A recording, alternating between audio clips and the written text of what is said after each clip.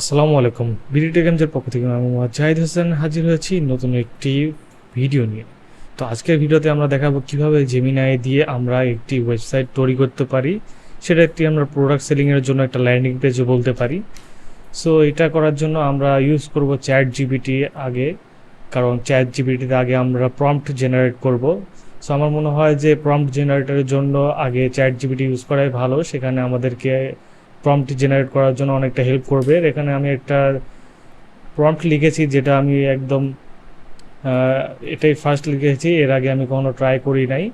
তো এটা হচ্ছে আমার প্রম্পট, যেটাতে আমি বলেছি যে আমার একটি প্রম্পট তৈরি করো, যেটা হবে একটি প্রোডাক্ট সেলিং এর ল্যান্ডিং পেজ, যার ক্যাটাগরি হবে একটি আইওয়ার গ্লাসেস, মানে আমরা সানগ্লাসেস বিক্রি করার জন্য একটি ল্যান্ডিং পেজ তৈরি করব। সো সেক্ষেত্রে আমাদের ওয়েবসাইটে অপশন থাকতে হবে ডার্ক মোড এবং লাইট মোড, এবং এখানে থাকবে যে চেক আউটের অপশনে যখন আমরা কোনো প্রোডাক্ট চেক আউট করবো তখন বিকাশ, নগদ, রকেট এগুলো থাকবে, এবং সাথে ক্যাশ অন ডেলিভারি অপশনও থাকবে। সো এখানে যখন কোনো প্রোডাক্ট বাই করতে যাবে সেক্ষেত্রে phone number, address, payment method এগুলো আস্ক করবে। তো সেটা হচ্ছে যখন সে চেক আউট করার ট্রাই করবে সেখানে হচ্ছে বিকাশ, নগদ, রকেট বা আদার পেমেন্ট মেথডে এগুলো হচ্ছে সিলেকশনের জন্য বলবে, এবং সেগুলো সিলেকশন করার পরে এখানে ট্রানজ্যাকশন আইডি এবং মোবাইল নাম্বারটা জানানোর জন্য বলা হবে সেখানে ফিল্ডে। তো এখানে আরেকটা জিনিস আমরা অ্যাড করি, যেহেতু এখনকার ইউজাররা বেশিরভাগ হচ্ছে আপনার মোবাইলেই বেশিরভাগ ইউজ করে ওয়েবসাইট, সেক্ষেত্রে আমরা এখান থেকে রেসপন্সিভ অবশ্যই হইতে হবে। রেসপন্সিভ না হইলে কিন্তু আমাদের জন্য প্যারা। তো এখানে আমরা যখন অপশনটা অ্যাড করব,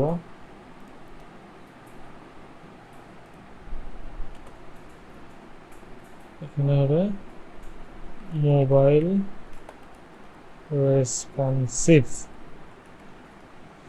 সো এটা করার পরে আমরা এখন জাস্ট এন্টার করে দিই আমাদের প্রম্পটটা জেনারেট করার জন্য। সো এখানে যদি আমাদের যে প্রম্পটটা দিবে সেই প্রম্পটটা দিয়ে আগে আমরা ট্রাই করব আমাদের জেমিনিতে কিভাবে ওয়েবসাইটটা বানায়। সো এখানে আমরা হচ্ছে এই প্রম্পটটা আমরা ফুললি কপি করলাম। কপি করার পর আমরা জেমিনিতে গেলাম। জেমিনিতে গিয়ে যাওয়ার পর এখানে টুলসে গিয়ে আমাদেরকে করতে হবে কি, ক্যানভাস সিলেক্ট করবে, এবং অবশ্যই প্রো হইলে আমাদের জন্য সবচেয়ে বেটার, কারণ প্রো হইলে আমরা অনেক ধরনের ফ্যাসিলিটি পাবো। সো এখানে আমি আমার ফর্মটি পেস্ট করে দিলাম, দিয়ে এখানে সাবমিট করে দিলাম। তারপর আমরা অপেক্ষা করব আমাদের ওয়েবসাইটটি তারা কিভাবে তৈরি করে। সো এখানে কিন্তু ওয়েবসাইটটা তৈরি করার পর আমাদেরকে প্রিভিউ অপশনও দিবে, সেখানে আমরা দেখতে পারবো আমাদের ওয়েবসাইটটা কেমন হবে। এবং সাথে যদি আরও কোনো ধরনের চেঞ্জেস করা লাগে সেক্ষেত্রে আমরা যদি বলি প্রম্পটটা, বা আমরা যদি বাংলিশেও বলি সেক্ষেত্রে সেটা তারা কারেকশন করবে।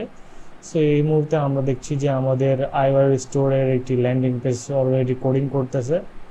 সেখানে কোডিংটা কিন্তু অবশ্যই চলমান, এখানে দেখুন যে আমাদের কোডিং অলরেডি করতেছে। সো আমাদের কোডিং শেষ হওয়া পর্যন্ত আমাদেরকে অপেক্ষা করতে হবে, এবং কোডিংটা খুব বেশি সময় লাগে না তাদের জন্য। আমাদের কিছু দেখা গেলো 1-2 মিনিটের মধ্যে আমাদের কোডিংটা সম্পূর্ণ করে দেয়, যেহেতু আমরা একটি ল্যান্ডিং পেজ তৈরি করতেছি, যার কারণে আমাদেরকে খুব বেশি হ্যাসেলও করতে হবে না।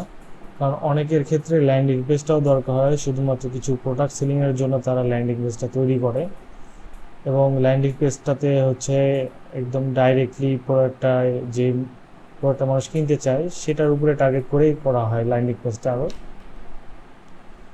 সো এখানে আরও কোডিংটা করতেছে।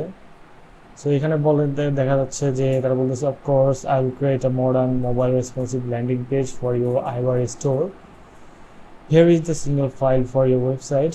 It includes a clean UI, a dark white mode toggle, a product showcase, and a complete cart and checkout system with the specified payment option for Bangladesh. So এখানে দেখুন তারা একটি নাম দিয়ে দিয়েছে ওয়েবসাইটের, ফ্রেঞ্চ ফিউশন। সো এখানে দেখুন যে বাংলাদেশি টাকাও অ্যাড করে দিয়েছে, যে এখানে কিছু হচ্ছে সানগ্লাসের টাইটেল দিয়েছে, যেটা ওয়েফার আরবান, এটা একটা সানগ্লাসের কোয়ালিটির নাম। সো এখানে দেখুন কিছু অ্যাড করে দিয়েছে। এখানে কিন্তু আমরা আমাদের প্রোডাক্টের ছবি অ্যাড করতে পারবো, এবং চাইলে যদি ডিটেলস অ্যাড করতে চাই সেটা ডিটেলসও আমরা এখানে অ্যাড করতে পারবো।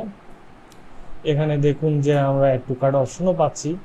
এখানে আমাদের কার্টে যদি কিছু অ্যাড করি সেক্ষেত্রে দেখাবে যে আমাদের কার্ট এটা, যদি আমরা দুটো সিলেক্ট করি আমাদের কিন্তু ভ্যালুটাও বাড়বে, এবং এখানে process to check out option থাকবে। এখন যদি আমরা প্রসেস টু চেক আউট করি সেক্ষেত্রে আমাদের কী কী দেখাবে, এখানে দেখুন ফুল নেম দেওয়া আছে, নাম্বার দেওয়া আছে, অ্যাড্রেস দেওয়া আছে। এখানে যদি আমি বিকাশ, নগদ, রকেট বা ক্যাশ অন ডেলিভারি সিলেক্ট করি, তাহলে ক্যাশ অন ডেলিভারিতে আমাদের কিছু চাচ্ছে না। যদি বিকাশ সিলেক্ট করি, তাহলে এখানে দেখুন আমাদেরকে একটা বিকাশ নাম্বারটা আমরা লিখে রাখবো, যেটা পেমেন্ট করতে বলা হবে।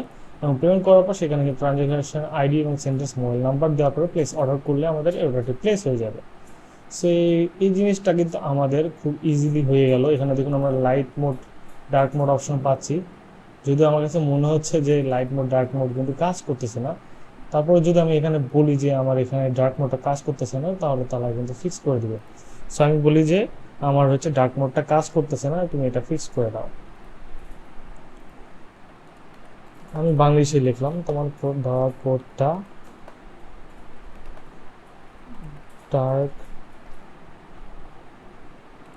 Dark mode and light mode ঠিক মতো কাজ করতেছে না।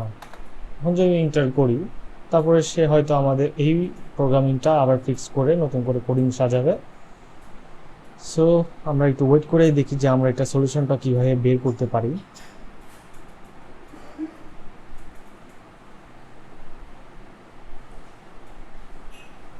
Resolving the fixing the toggle, choosing the thing toggle, progressing or item states। এখানে আপনি চাইলে কিন্তু আপনার হচ্ছে নামটাও চেঞ্জ করতে পারবেন, অথবা আপনি কোডের মাধ্যমে একটু এডিট করতে পারবেন।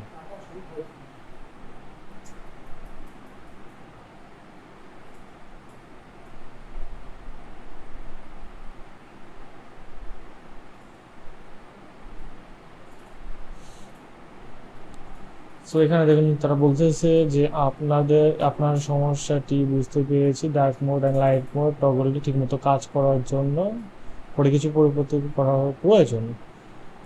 সো তাদের চেঞ্জ করার পর আমরা দেখি এটা কি কাজ করে কিনা। তারপরে তো কাজ করে না। সেখানে কি বলছে, আমি বলছি পর্যন্তগুলো অ্যাপ্লাই টু ফিউচারটি ব্যবহার কাজ করবে এবং আপনার পছন্দ মতো রাখবেন। নিচের আপডেট করা ফাইলটি,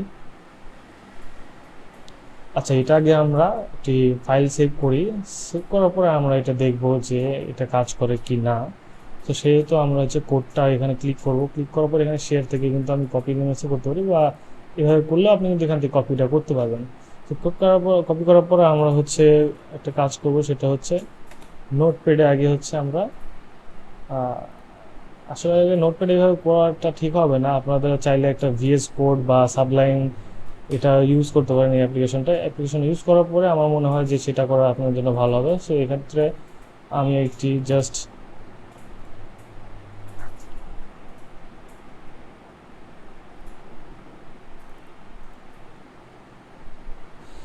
এখানে আমি একটি হচ্ছে টেক্সট ডকুমেন্টসটা নিলাম, নেওয়ার পরে এটা আমি নাম দিলাম।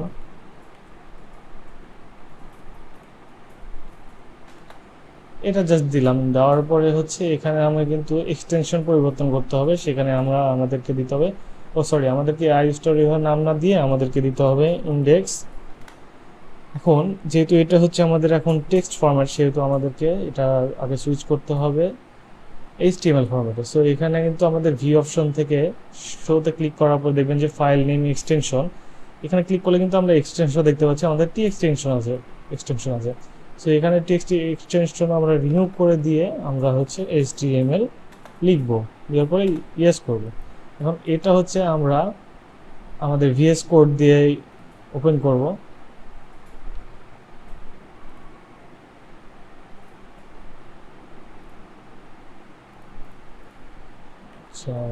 Visual studio,